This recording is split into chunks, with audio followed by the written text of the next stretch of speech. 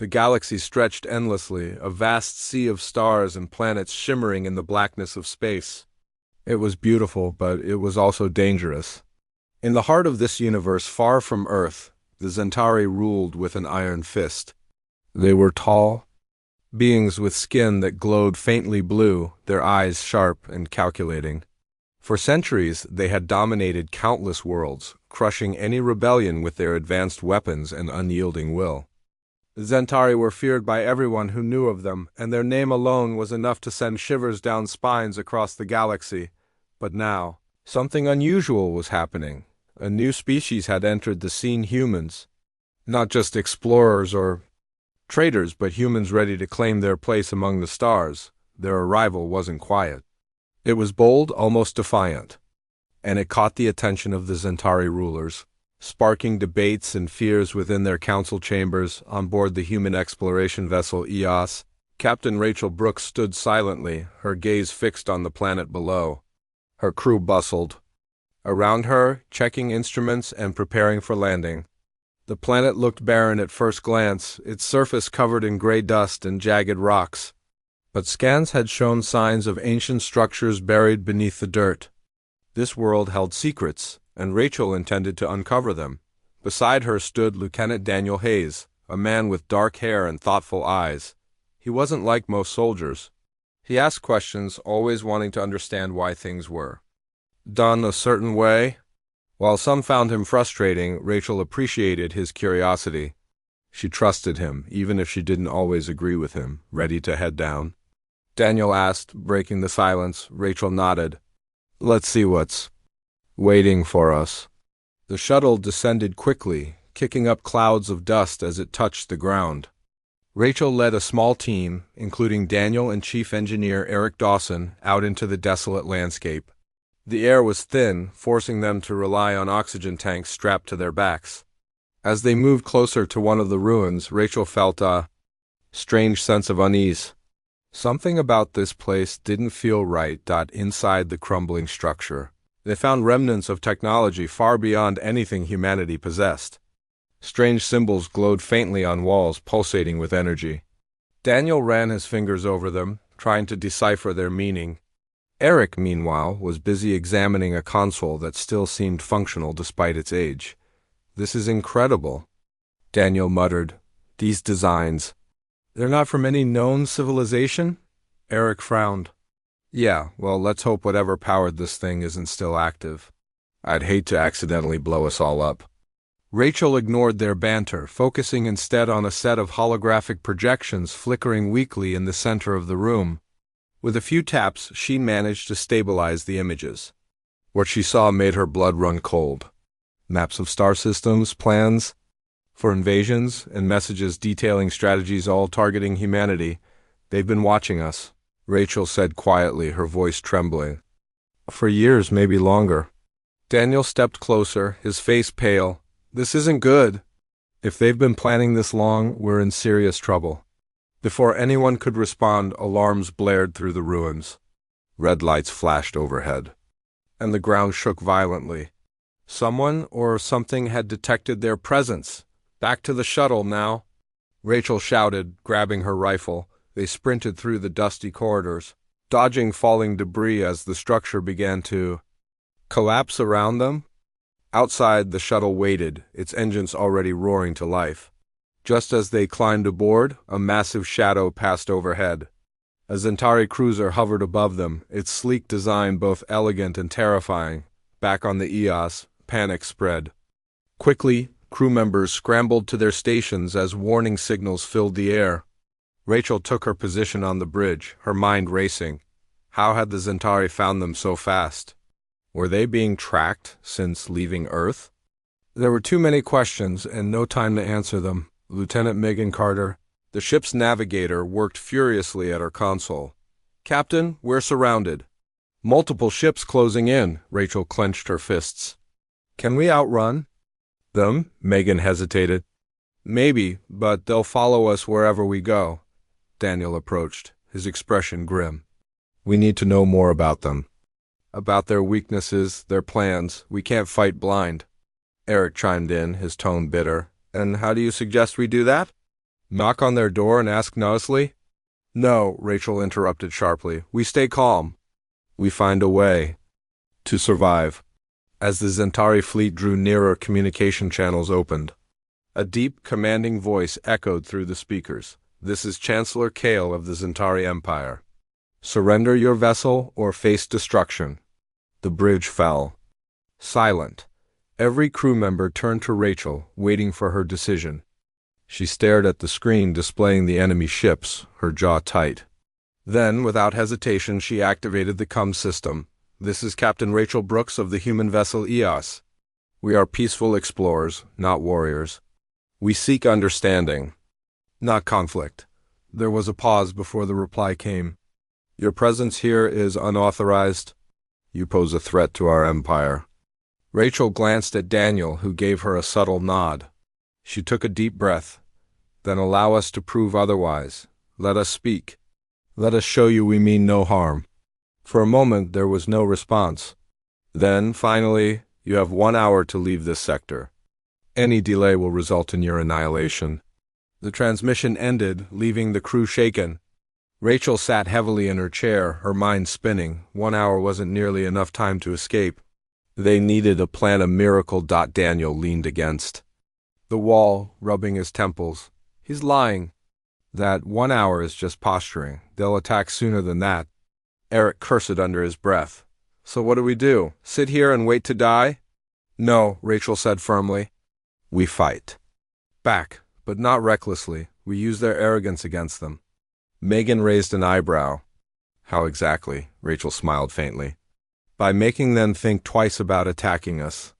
Over the next 30 minutes, the crew worked tirelessly.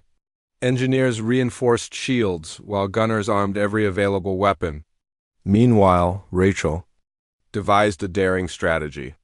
Instead of fleeing outright, they would lure the Zentari into a trap, one designed to exploit the arrogance she suspected lay beneath their polished exteriors. When the hour expired, the Zentari wasted no time. Energy beams lashed out, striking the EOS with devastating force. Alarms screamed as the ship rocked violently. Yet despite the chaos, Rachel remained calm. Now, she yelled. At her command, the EOS unleashed a barrage of decoy drones, each programmed to mimic the ship's signature.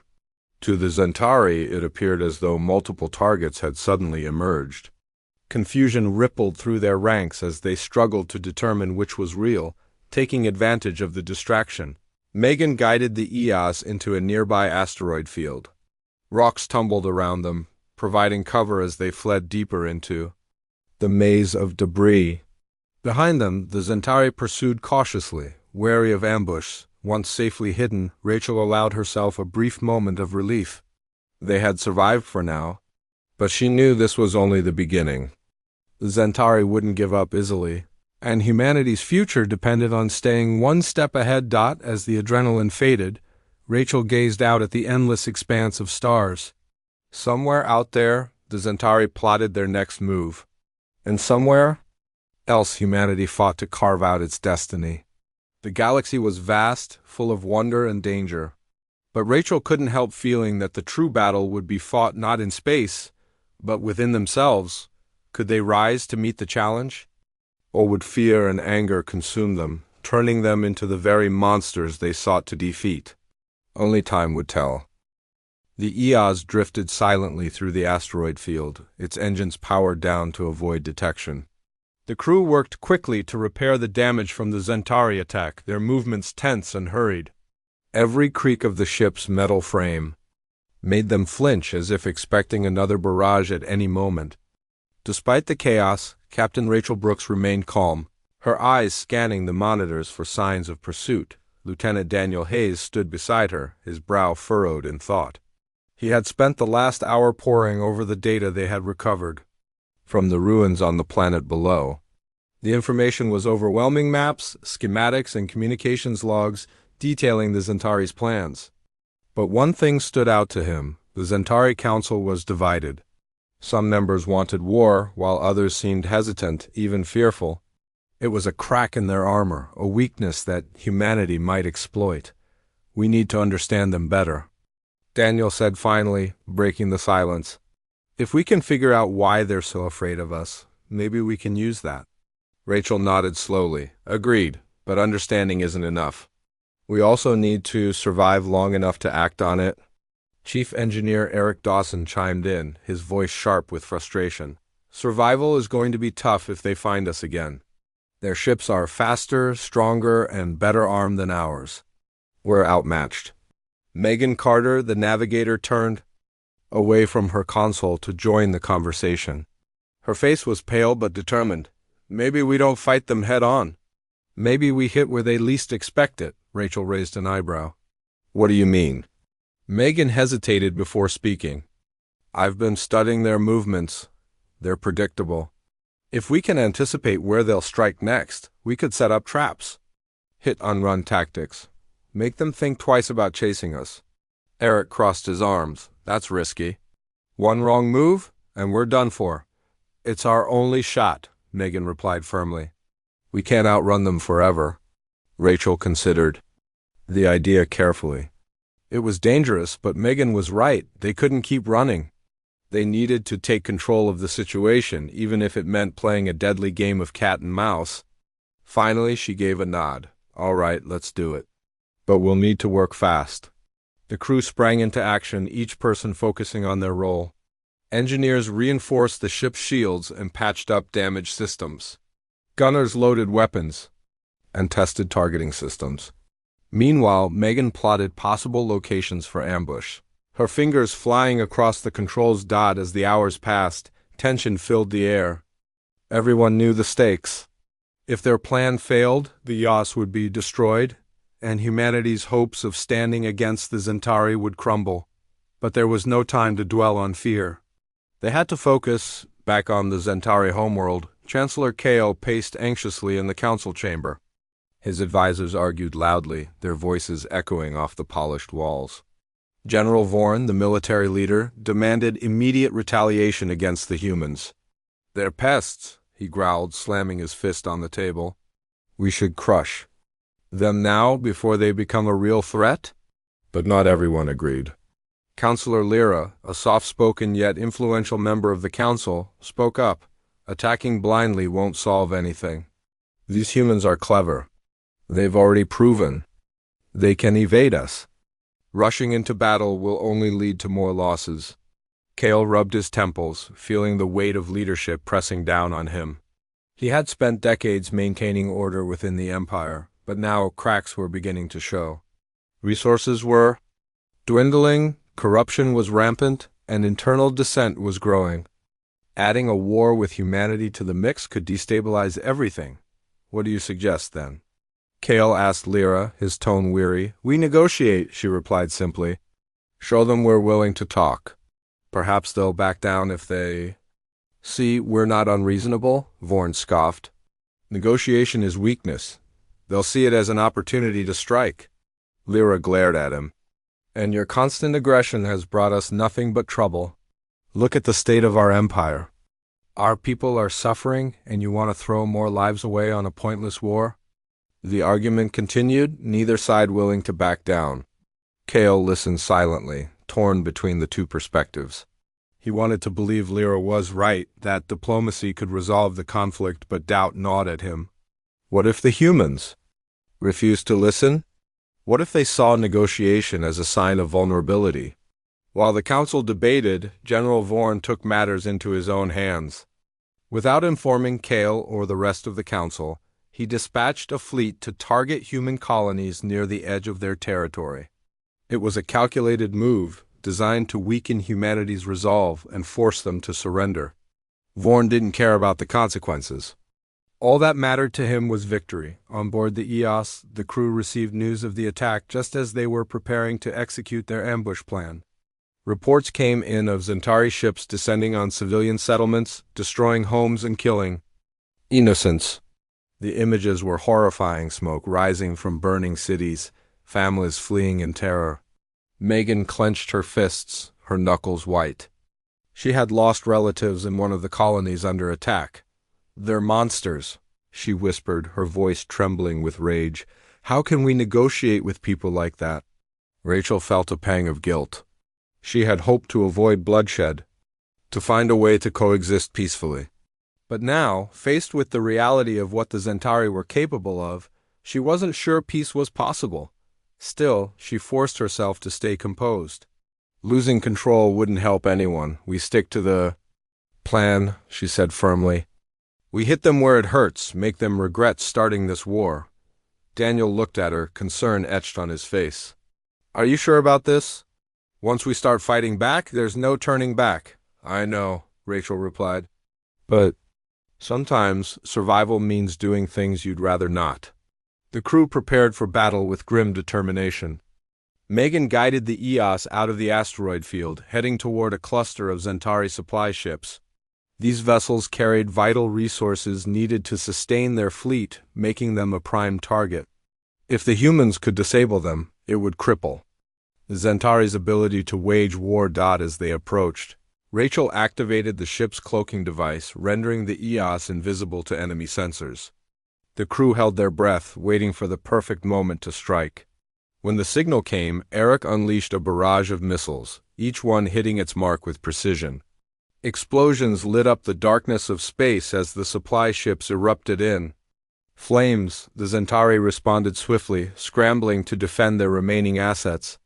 But by the time they realized what had happened, the EOS was already gone, slipping back into the shadows. The ambush had been a success, though Rachel knew it was only a temporary victory. The Zentari wouldn't let this insult go unanswered. Back on the Zentari homeworld, news of the attack reached the council chamber, sparking outrage. General Vorn stormed into the room, his face red with fury. They've attacked us!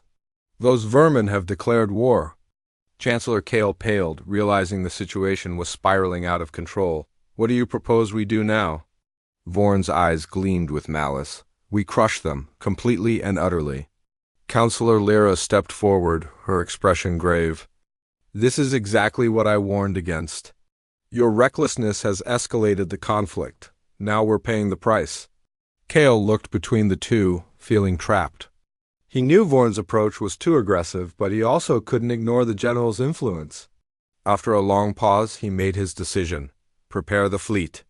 We march on their central command. This ends now. As orders spread throughout, the Empire, humanity braced for the worst. On board the EOS, Rachel gathered her crew for a final briefing. The mood was somber, the excitement of their earlier victory overshadowed by the knowledge of what lay ahead. This isn't just about us anymore, Rachel said, her voice steady. It's about every human being who dreams of exploring the stars. If we fall, so does that dream. Daniel nodded, his resolve hardening. Then we fight. Not because we want to, but because we have to. One by one, the crew voiced their agreement. They were scared, but they were united. Together they would face whatever came next, knowing that the fate of humanity rested in their hands. As the EOS sailed toward the heart of the Zentari Empire, the galaxy seemed to hold its breath. The stage was set for a confrontation that would change everything for better or worse. The EOS moved quietly through space, its engines running at minimal power to avoid detection. The crew worked tirelessly, their movements precise and deliberate. Every system on the ship was checked and rechecked, every weapon loaded and ready. They were heading straight into enemy territory, and failure wasn't an option. Captain Rachel Brooks stood on the bridge, her eyes fixed on the viewscreen. Ahead of them loomed the Zentari homeworld, a massive planet surrounded by a fleet of warships. It was a daunting sight, but Rachel refused to let fear take hold. She had seen what the Zentari were capable of, their attacks on civilian colonies, their arrogance in assuming humanity would back down.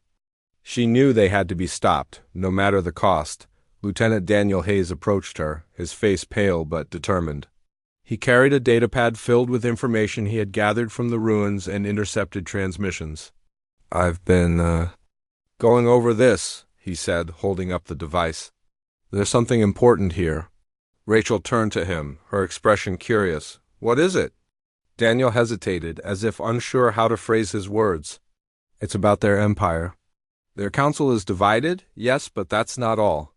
There are signs of DK resource shortages, corruption, unrest among their people. Their empire isn't As strong as it seems, Rachel frowned. You're saying they're weaker than we thought? Exactly, Daniel replied. They're projecting strength, but underneath they're crumbling. If we can expose that, maybe we can break their will to fight. Eric Dawson, the chief engineer, overheard the conversation and chimed in. That's great and all, but how do we do that? We're outnumbered and outgunned. Even if they're falling apart, they still have the upper hand, Rachel nodded slowly. We need to hit them where it hurts the most, their leadership. If we can disrupt their command structure, it might throw them into chaos. Megan Carter, the navigator, leaned forward in her seat. And how do we get close enough to do that? Their defenses are insane, Rachel smiled faintly. We use their arrogance against them. They think we're weak, predictable. Let's prove them wrong. The plan was risky, but it was their only chance. Megan plotted a course that would take them deep into the heart of the Centauri fleet, using decoys and false signals to confuse the enemy. Meanwhile, Rachel assembled a small strike team consisting of herself, Daniel, Eric, and Megan. Their mission was clear: infiltrate the flagship and disable the command center.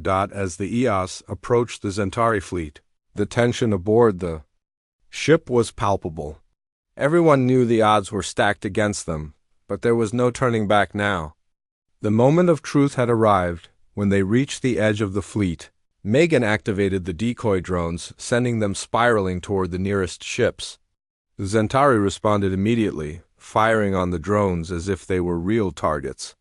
The distraction worked perfectly, allowing the EOS to slip past undetected. Once inside the fleet, the crew launched a smaller shuttle, disguising it as a damaged supply vessel. The shuttle drifted toward the flagship, its systems emitting fake distress signals. The Centauri guards scanned it briefly before allowing it to dock, unaware of the humans hiding within. Inside the shuttle, Rachel gave her team one last briefing. Remember, we're here to disable the command center, not start a firefight.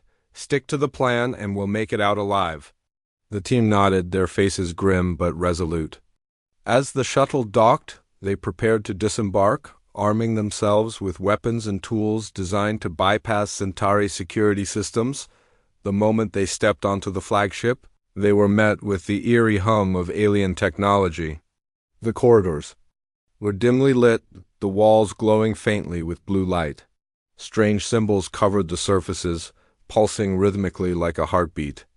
The place felt alive, watching their every move. Rachel led the way, her rifle raised as she scanned for threats. So far the halls were empty, but she knew it wouldn't last long. They moved quickly, following the map Daniel had created based on intercepted data. Each step brought them closer to the command center, and danger lurked around every corner. As they neared their destination, alarms suddenly blared, shattering the silence. Red lights flashed overhead, bathing the corridors in an ominous glow. Someone or something had detected their presence. "Move!" Rachel shouted, breaking into a run. The team sprinted down the hallway, dodging blasts from automated turrets that sprang to life. Eric cursed under his breath as he worked to disable one of the turrets, his hands moving swiftly over its control panel. Sparks flew as the turret exploded, clearing their path. Behind them, the sound of boots echoed through the corridor. Centauri soldiers were closing in, their glowing eyes fierce and unyielding. Megan glanced back, her heart pounding. "We've got company. Keep moving," Rachel ordered, her voice sharp. "We're almost there." Finally, they reached the command center. The doors slid open with a hiss, revealing a large chamber filled with consoles and holographic displays. At the center stood Chancellor Kale, his expression calm despite the chaos unfolding around him. Beside him was General Vorn, his face twisted with rage. "You dare invade our flagship?" Vorn snarled, drawing his weapon. Rachel stepped forward, her rifle trained on him. "Your empire is dying," she said coldly. "Stop this war before it destroys you completely." Kale hesitated, his gaze flickering between Rachel and Vorn. For a moment, it seemed he might listen. But then Vorn acted, raising his weapon to fire. Before he could pull the trigger, Megan shot him, the blast knocking him to the ground. Panic erupted as Centauri guards flooded the room. Rachel and her team fought fiercely, taking cover behind consoles and returning fire. The battle was intense, each side refusing to yield. But despite the odds, the humans held their ground. During the chaos, Daniel noticed something crucial, a terminal connected directly to the flagship systems. If he could access it, he could disable the entire fleet. He crawled toward the console, dodging blasts as he worked. His fingers flew across the keys, entering commands hastily. "Almost there," he shouted, sweat dripping from his brow. Just as the last line of code was entered, the lights flickered and the hum of the ship's systems died. The flagship went dark, plunging the room into silence. Outside, the rest of the fleet followed suit, their weapons powering down as their systems failed. Kale stared in shock, his empire crumbling before his eyes. Without their technology, the Zentari were vulnerable. For the first time, doubt crept into his mind. Maybe humanity wasn't the threat he had feared. Maybe they were something else entirely. Rachel lowered her weapon, her breathing heavy but steady. "It's over," she said, her voice firm. "Stand down or face the consequences." Kale hesitated, then nodded slowly. "Very well, we surrender." The crew of the EOS exchanged glances, their exhaustion giving way to relief. They had done the impossible. They had defeated the Zentari. But as Rachel looked around the damaged command center, she knew the victory came at a cost. Lives had been lost, both human and Zentari. The scars of war would linger for years to come. Still, as the survivors began to pick up the pieces, a fragile hope emerged. Perhaps, just perhaps, this could be the beginning of a new era, an era of cooperation rather than conflict. Only time would tell. The silence aboard the Zentari flagship was deafening. The once proud vessel, a symbol of the Empire's dominance, now lay dark and powerless. Chancellor Kale stood motionless, his glowing blue skin dimmed by the lack of energy coursing through. The ship, his eyes flickered between Rachel Brooks and the fallen form of General Vorn, who lay unconscious on the floor. For the first time in centuries, the Zentari ruler felt something unfamiliar fear. Rachel lowered her rifle but kept it close, her finger resting lightly on the trigger. She wasn't ready to trust Kale just yet. "Tell your people to stand down," she said firmly, her voice cutting through the quiet. "If they don't, we'll make sure this isn't the only ship that goes dark." Kale hesitated, his sharp features betraying a mix of anger and resignation. He knew she was right. Without their advanced technology, the Zentari fleet was vulnerable. Their empire had been built on power and control, but now those foundations were crumbling. Finally, he nodded. "I will issue the order. But know this: we are not without resources. Do not mistake our current weakness for surrender." Rachel didn't respond. She turned to Daniel, who was still at the terminal, ensuring the systems remained offline. "Can you keep them locked out?" Daniel wiped sweat from his brow. "For now, yes. But if they manage to bypass my codes, they'll regain control quickly."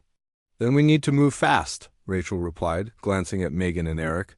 "Let's get back to the shuttle before reinforcements arrive." The team moved cautiously through the dimly lit corridors, their footsteps echoing against the metallic walls. The Zentari guards they had fought earlier were nowhere to be seen, likely retreating to regroup or awaiting further orders. Still, the crew stayed alert, knowing the enemy could strike at any moment. As they reached the docking bay, Rachel paused, looking back at the massive doors leading deeper into the flagship. "We've done what we came here to do," she said quietly, "but this isn't over, not yet." Back aboard the EOS, the mood was tense but hopeful. The crew worked tirelessly to repair damage sustained during the mission, while others monitored communications from the Zentari fleet. Word spread quickly among the human ships scattered across nearby systems. The Zentari had been neutralized for now. It was a victory, but a fragile one. On the bridge, Rachel gathered her senior officers for a debriefing. "We've bought ourselves some time," she began, addressing the group. "But Kale won't stay idle for long. He'll try to rebuild, rearm, and retaliate. We need to prepare for that." Megan leaned forward, her expression grim. "What about the civilians? The colonies they attacked, are we doing anything to help them?" Rachel sighed, running a hand through her hair. We're stretched thin as it is, but I've sent a request for aid to Earth Command. They'll send supplies and medical teams. As soon as possible, Eric crossed his arms, his tone bitter. Supplies won't bring back the dead. Those bastards destroyed entire families. Shouldn't we hit them harder? Make them pay? Rachel met his gaze, her eyes steady. Revenge won't fix this. We've already taken the fight to their doorstep. If we push too far, we risk losing everything we've gained. Daniel nodded in agreement. She's right. Zentari are fractured. Their empire is weaker than it looks. If we play our cards right, we might be able to negotiate peace instead of prolonging the war. Megan frowned, clearly unconvinced. And if they refuse to negotiate, what then? Then we adapt? Rachel replied simply. War changes people, Megan. It forces choices no one wants to make. But we have to remember why we're fighting. To protect humanity, not to destroy another species? The room fell silent as everyone absorbed her words.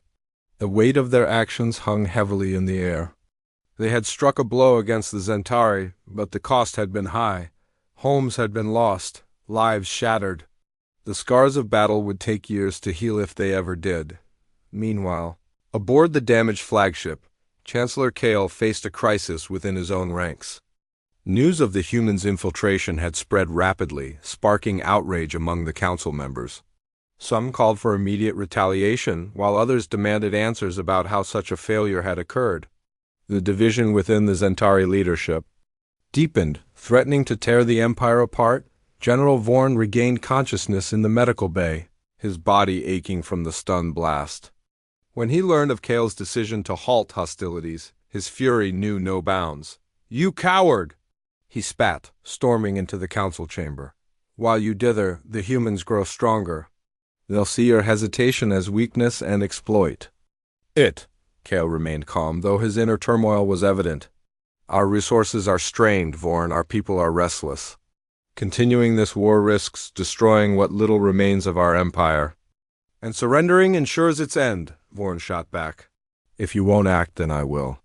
Before Kale could respond, alarms blared throughout the ship.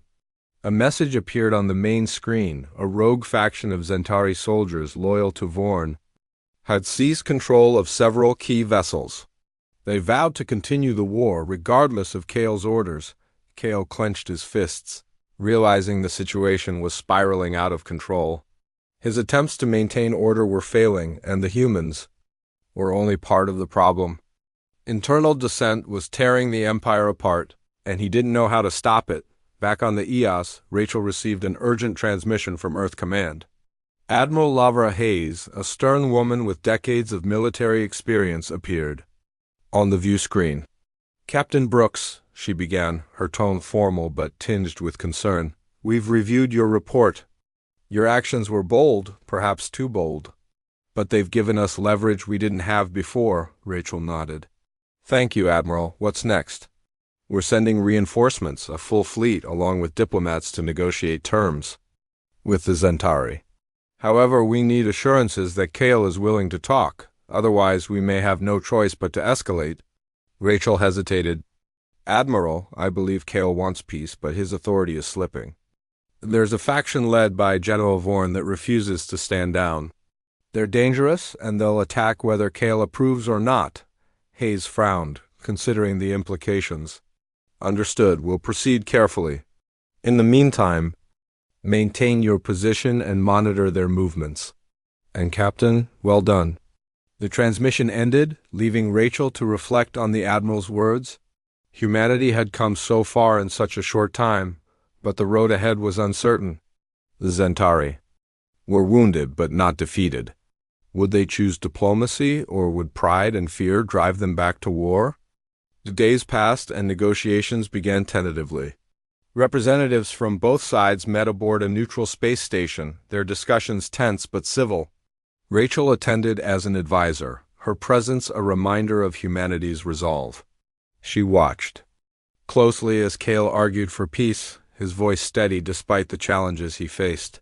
Beside him, Counselor Lyra supported his efforts, her calm demeanor helping to ease tensions, but General Vorn's rogue faction remained a constant threat. Their Attacks on human outposts continued, forcing Earth Command to divert resources to defend against them. The line between negotiation and conflict blurred, making trust nearly impossible to establish. One evening, after a particularly heated session, Daniel approached Rachel in the station's observation deck. The stars outside glittered like diamonds, a stark contrast to the turmoil inside. "Do you think this will work?" he asked, his tone soft. Rachel sighed, leaning against the railing. "I don't know. Both sides want peace, but old wounds run deep. The Zentari fear us, and some humans hate them. It's going to take more than talks to heal that," Daniel nodded thoughtfully. "Maybe it's not just about treaties and agreements. Maybe it's about understanding. About seeing each other as more than enemies," Rachel smiled faintly. "That's easier said than done, but maybe you're right. If we can find common ground, there's hope." As they stood there, gazing out at the endless expanse of space, a single thought lingered in both their minds. The galaxy was vast, filled with beauty and danger. Humanity had taken its first steps into the unknown, facing challenges that tested their strength and unity. Whether they succeeded or failed depended not just on weapons or strategies, but on the choices they made and the legacy they chose to leave behind. The negotiations dragged on, each session more exhausting than the last. Inside the neutral space station, representatives from humanity and the Zentari sat across from one another at a long, polished table. The air was thick with tension, every word weighed carefully before being spoken. Chancellor Kale led the Zentari delegation, his expression calm but guarded. Beside him, Counselor Lyra occasionally interjected, her voice soft yet firm as she advocated for peace. On the human side, Admiral Lavra Hayes commanded respect with her stern demeanor, while Captain Rachel Brooks offered practical insights gained from their encounters with the Zentari. Rachel watched Kale closely. He seemed sincere in his desire for diplomacy, but there was an underlying weariness in his glowing blue eyes.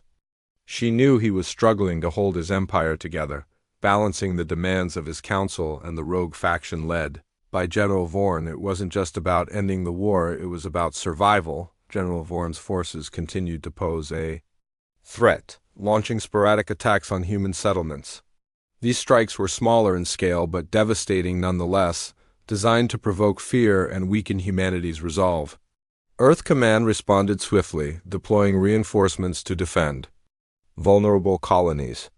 Yet despite these efforts, the constant threat loomed over everyone involved in the talks. During one particularly heated session, Vorn himself appeared unexpectedly, storming into the negotiation room with a group of loyalists. His presence sent shockwaves through the assembly, and several guards moved to intercept him. "This is a mockery," Vorn bellowed, his voice echoing off the walls. "Kale has betrayed us all by bowing to these inferior beings." Chancellor Kale rose from his seat, his usually composed demeanor cracking under the pressure. "Enough. Vorn, your actions are tearing our people apart. If you continue down this path, you will destroy everything we have built." Vorn sneered, his sharp teeth glinting in the artificial light. "And what have we built, Kale?" "An empire weakened by complacency and fear. I will not stand idly by while you hand our future over to these invaders." Before anyone could react, Vorn drew a weapon and fired. Chaos erupted as the room descended into panic. Guards tackled Vorn to the ground, subduing him before he could cause further harm. The humans braced themselves, unsure if the situation would escalate further. When order was finally restored, Kale addressed the assembly, his voice trembling with emotion. "I apologize for this disruption. Let it be clear, those who choose violence over dialogue have no place in shaping our future. We must move forward, together, or perish divided." Admiral Hayes nodded slowly, her face unreadable. "Your words carry weight, Chancellor, but actions speak louder. Will you ensure that your people honor this agreement?" Kale hesitated, then gave a solemn nod. "I will do everything in my power to uphold it." Back aboard the EOS, Rachel gathered her crew for a final briefing. The negotiations had reached a tentative agreement, a ceasefire followed by joint efforts to rebuild damaged worlds and share resources. It was far from perfect, but it was a start. Still, Rachel couldn't shake the feeling that the fragile peace they had achieved could shatter at any moment. "We've done what we can," she said, addressing her team. "But this isn't the end. The Zentari are fractured and their empire is unstable. We need to stay vigilant." Megan Carter spoke up, her voice tinged with frustration. "It feels like we're leaving things unfinished. What happens when one escapes or someone else takes his place? Are we just supposed to wait for the next attack?" Rachel sighed, understanding Megan's concerns. "We can't control everything, Megan. All we can do is prepare for the worst and hope for the best. Humanity has shown that we're capable of standing up to them. That alone changes the game." Eric Dawson chimed in, his tone unusually reflective. "Maybe this is how wars end, not with a bang, but with a shaky truce. It's messy, but it's better than fighting forever." Daniel nodded thoughtfully. "Peace isn't something you win. It's something you build. And it starts with trust even." "If it's small," Rachel smiled faintly. "Well said, Daniel. Let's focus on what we can control. For now, that means getting home safely and helping the colonies recover." As the EOS prepared to leave the space station, Rachel stood on the observation deck, gazing out at the stars. The galaxy stretched endlessly before her, vast and mysterious. Despite the challenges they had faced, she felt a flicker of hope. Humanity had taken its first steps into the unknown, proving that they were more than conquerors or victims. They were explorers, dreamers, survivors. Daniel joined her, leaning against the railing. "Do you think it'll last?" he asked quietly. Rachel shrugged. "I don't know. Maybe it will, maybe it won't. But we've planted a seed. Whether it grows depends on all of us." Daniel smiled, his usual curiosity shining through. "You?" "No, for someone who didn't want to be a hero, you've done a pretty good job of becoming one." Rachel chuckled softly. "I'm no hero, Daniel. Just someone trying to protect the people I care about. Isn't that what heroes are?" He replied, his tone teasing. Before Rachel could respond, the ship's intercom crackled to life. Megan's voice came through, cheerful despite everything they had been through. "Captain, we're ready to jump. Coordinates locked in. Where to next?" Rachel straightened, her expression resolute. "Home, Megan. Let's go home." The engines roared to life as the EOS entered hyperspace, leaving behind the tensions of the negotiation table and the scars of battle. Ahead lay Earth, a planet still healing from its own divisions but united in its determination to reach for the stars. Weeks later, news of the ceasefire spread throughout human space. Colonies began to rebuild, their skies once again filled with the hum of activity. Aid shipments arrived from the Zentari, though many humans remained wary of accepting help from their former enemies. Slowly, however, attitudes began to shift. Stories emerged of cooperation between human and Zentari. Engineers working side by side to restore damaged infrastructure. Small acts of kindness, shared meals, exchanged knowledge began to bridge the gap between two species that had once viewed each other with fear and hostility. Rachel returned to Earth briefly, attending ceremonies honoring those who had fought and fallen during the conflict. She stood silently as names were read aloud, her heart heavy with memories of friends lost along the way. Yet, amid the grief, there was pride, a sense that humanity had risen to meet an impossible challenge. One evening, as she walked along a quiet beach, Rachel found herself thinking about the future. The galaxy was vast, full of wonders waiting to be discovered. Humanity's journey was only beginning, and though the road ahead would undoubtedly be difficult, she believed they were ready. Daniel joined her, carrying 2 cups of coffee. "Penny, for your thoughts?" he asked, handing her one. Rachel took a sip, savoring the warmth. "Just wondering what's out there," she said, gesturing toward the horizon. "What's beyond the stars we've already seen?" Daniel grinned. "Well, if anyone's going to find out, it'll probably be you." Rachel laughed softly. Maybe it'll be someone else. Someone braver, smarter, better suited for the task." Daniel shook his head. "Don't sell yourself short. Rachel, you've already changed the galaxy. That's not something everyone gets to say." They stood there for a while, watching the waves crash against the shore. The night sky above sparkled with countless stars, each one a reminder of the infinite possibilities that lay ahead. Humanity had taken its first steps into the cosmos, facing challenges that tested their strength, courage, and unity. They had stumbled, faltered, and even failed at times, but they had persevered, and perhaps that was the greatest victory of all.